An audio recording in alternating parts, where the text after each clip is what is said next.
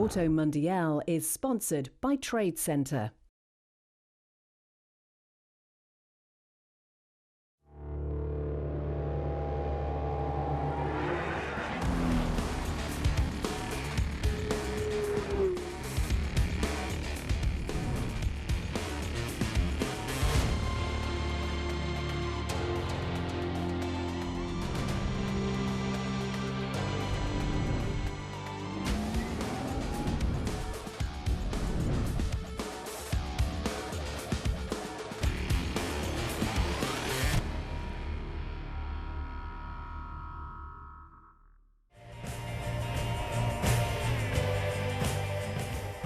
Welcome to Auto Mundial, the weekly car news and reviews show.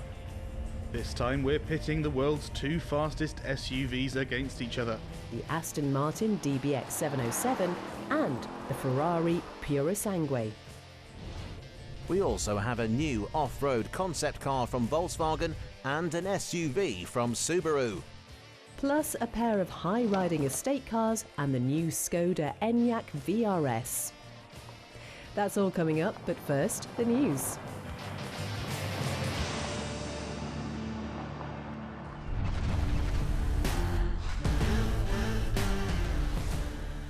Lamborghini has announced new details on its next generation of supercar.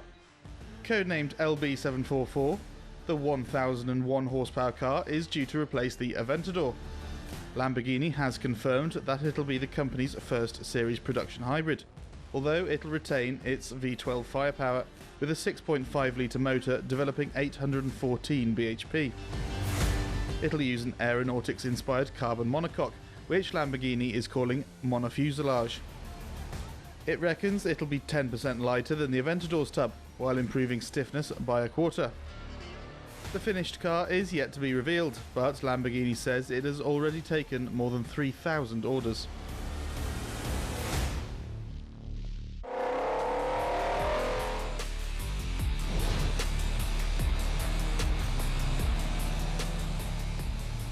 While Volkswagen has GTI and Fiat has Abarth, Skoda has VRS. Three letters marking out the Czech brand's sportiest offerings.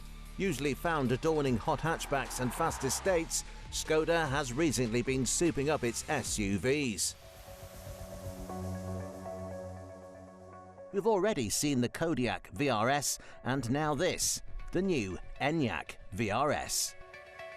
It isn't the first electrified VRS, that title goes to the plug-in hybrid Octavia, but it is, along with the coupe version, the first full EV to get Skoda's sporty makeover.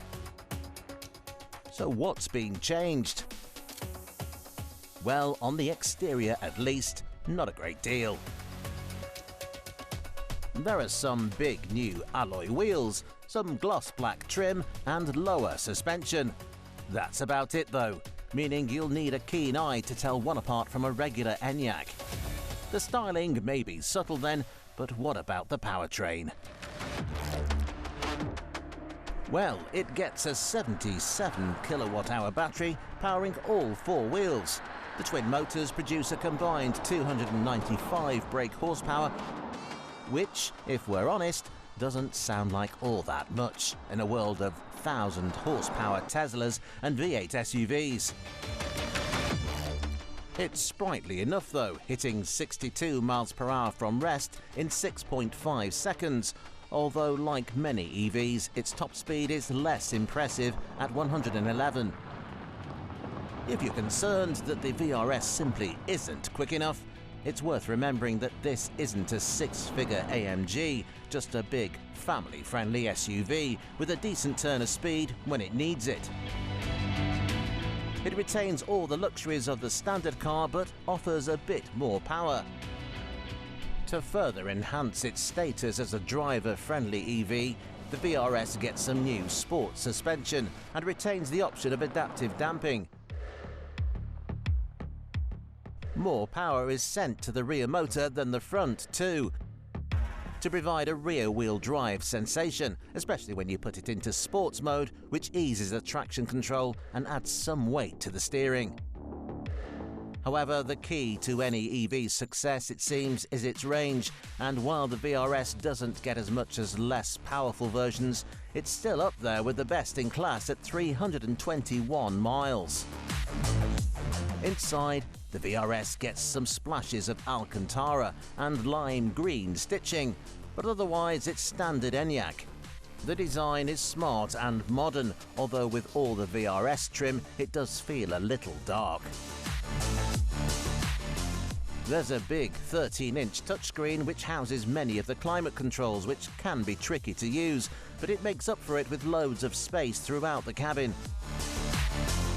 However, the sporty Enyaq has some serious competition, and it comes from within its own family.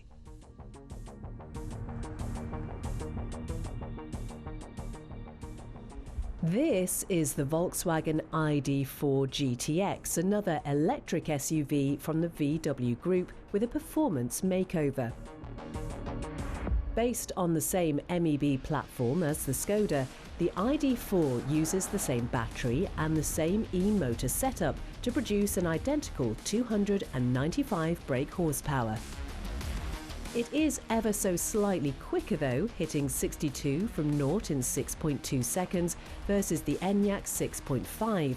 It even gains 1 mile per hour top speed, and they're priced within a few £100 of each other, between £52,000 and £53,000. One area where you can split them though is range. Despite their virtually identical underpinnings, the VW loses out, missing the Skoda's mark by 20 miles or so. And that's just about the only thing we can split these two cars on. They're both big, efficient and practical family EVs with a modest turn of speed when you need it. The Skoda then is the winner here. But with more and more electric SUVs coming to market every month, it might not be top dog for long.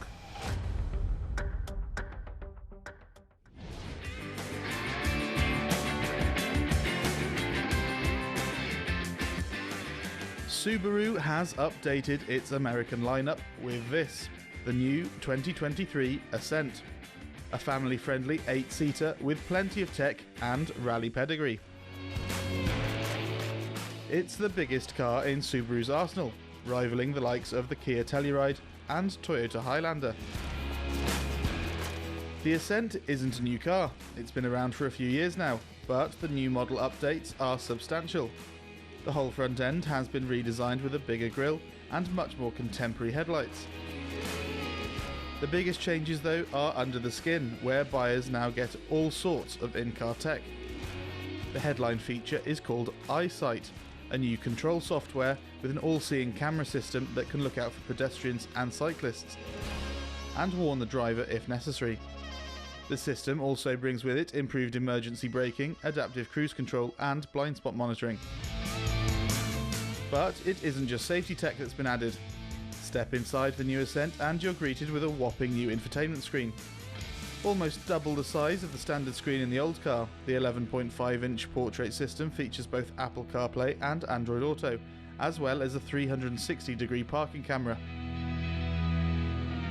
Priced from $35,000, the Ascent looks primed to take on the big guys, but it's far from the most economical in class. Under the bonnet sits a torquey 4-cylinder boxer engine, a Subaru signature that saw them win 3 World Rally Championships. With 260 horsepower on tap, the 2.4-litre Ascent can do the 0-60 sprint in around 6.5 seconds. Not rapid, but decent in this part of the market. Whether the Ascent can become a front runner against endless competition remains to be seen. But with smart looks, a great engine and as much tech as you could ever want, we can't see why it shouldn't.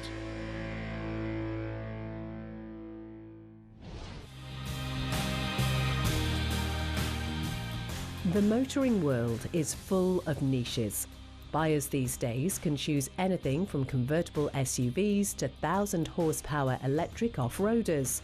One of our favourite automotive alcoves, though, is that of the lifted estate car. Cars like the Audi Allroad and Skoda Octavia Scout offer marginal off-road ability with their raised suspension and four-wheel drive, negating the need to get a big, lumbering SUV. And now there is a new one. This is the Mercedes C-Class All-Terrain, and it follows the familiar recipe set out by Audi, Subaru, Skoda and others. The engineers have taken a regular C-Class estate, jacked it up a bit and stuck on some meaty black plastic wheel arches. This is not Merck's first attempt at an off-road estate car. We loved the E-Class All-Terrain, but sadly it seems that no one else did. It was a total flop in the UK and has since been pulled from showrooms. As a result, Mercedes currently has no plans to bring the C-Class version here either. That does strike us as rather a shame, especially as the All-Terrain looks on paper to be a very interesting car. Aimed squarely at the Audi A4 Allroad, the C-Class gets various chassis tweaks to conjure some off-road credentials. The raised suspension improves travel by 40mm, while larger steering knuckles and chunkier wheels have been engineered to improve the ride quality over rough surfaces, although there is no air suspension like you get on the bigger E-Class All-Terrain. Naturally, the C-Class also comes with all-wheel drive and a host of styling tweaks to mark it out from the rest of the range. The front bumper has been restyled and there's a faux skid plate that won't protect you from much more than a pile of leaves, but at least it looks cool. The rear bumper, meanwhile, is left unpainted, meaning dogs jumping in and out won't scratch it. Inside, you're treated to a leather-trimmed sports steering wheel and electric seats, while the digital instrument cluster now includes a new off-road menu, which displays everything from your coordinates to your incline angle. There is other useful stuff usually reserved for big 4x4s too, like the electric tow bar and trailer stabilisation system, which prevents you from fishtailing. To keep the all-terrain mud plugging, it gets a choice of two turbocharged 2-litre engines, both with mild hybrid assistance. The petrol motor produces a healthy 254 bhp, while the diesel puts out even more at 261. Both engines are paired up to a 9-speed auto box and have belt-driven starter generators, which can give 20 horsepower boosts when required.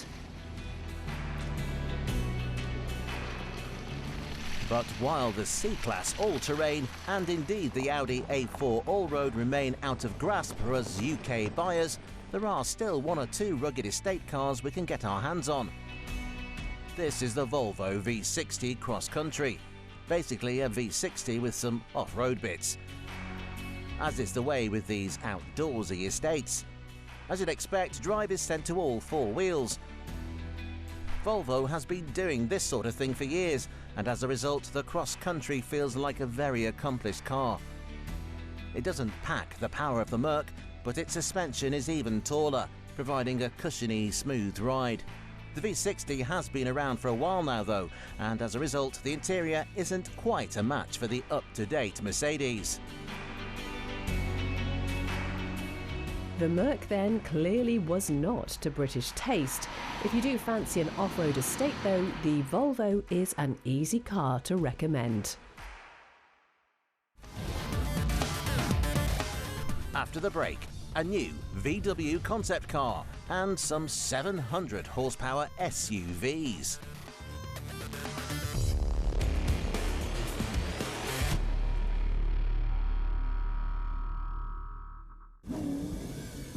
Auto Mundial is sponsored by Trade Centre. Auto Mundial is sponsored by Trade Centre.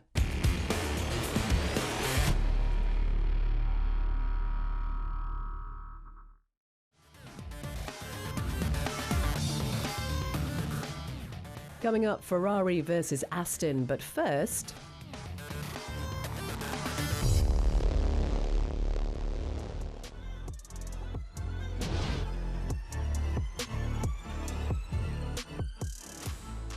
Most of the time, when a manufacturer unveils a concept car, it's a long way from ever seeing production.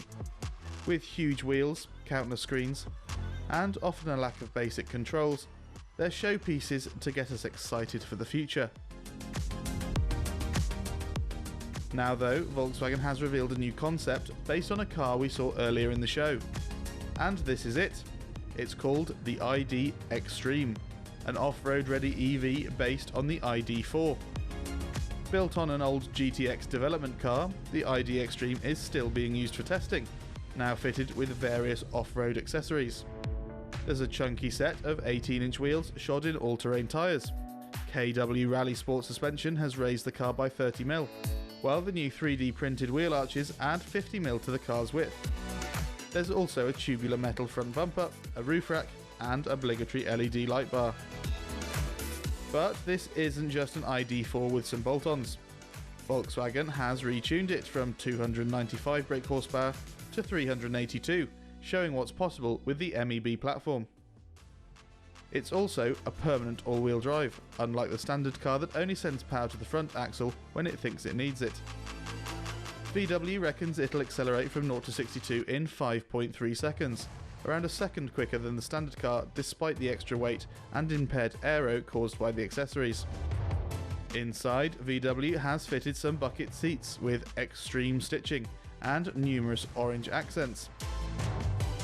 The ID Extreme, as we see it here, will never make it to production, but with its more powerful drivetrain, it could be a preview of some sporty EV Volkswagens to come.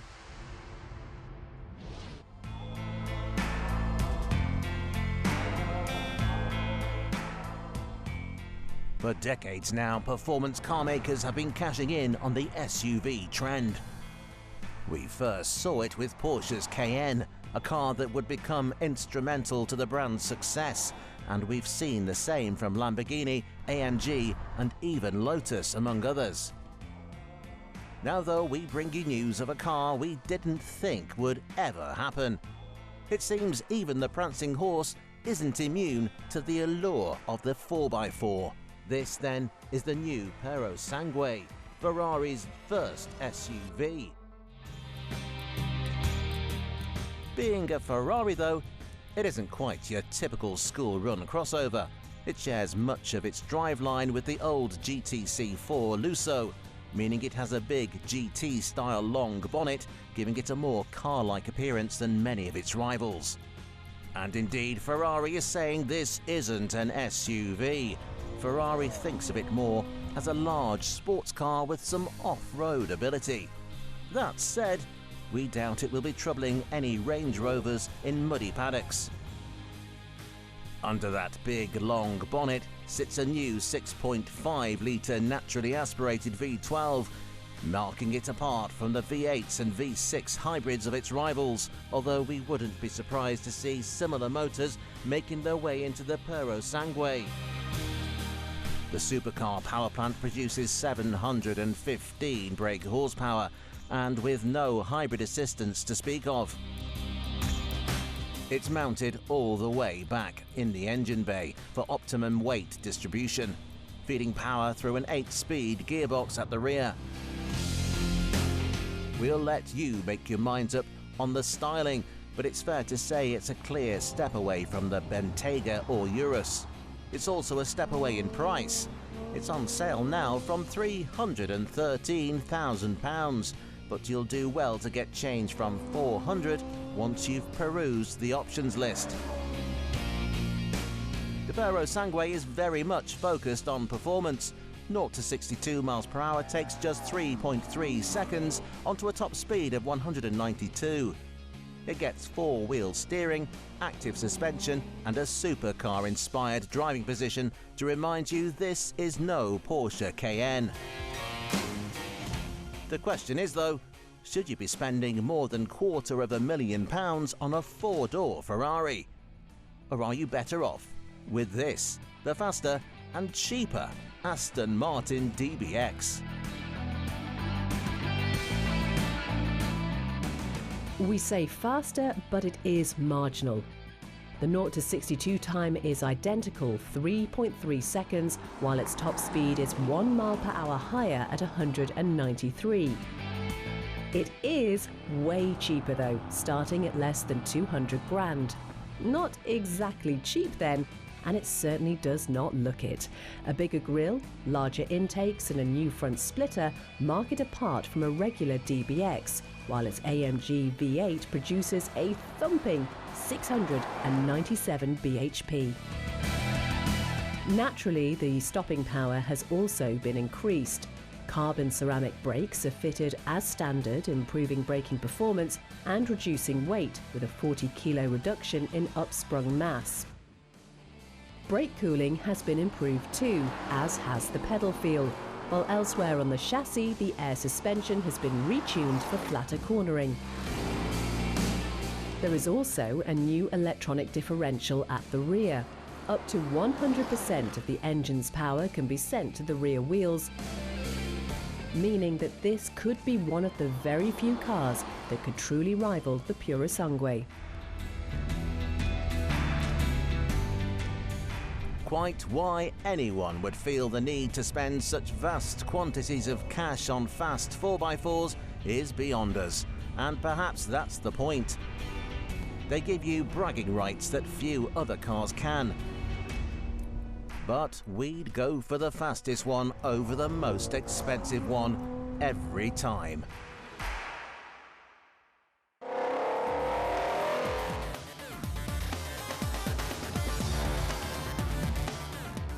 Join us again next week on Auto Mundial as we take a look at the new 2023 Volkswagen ID3.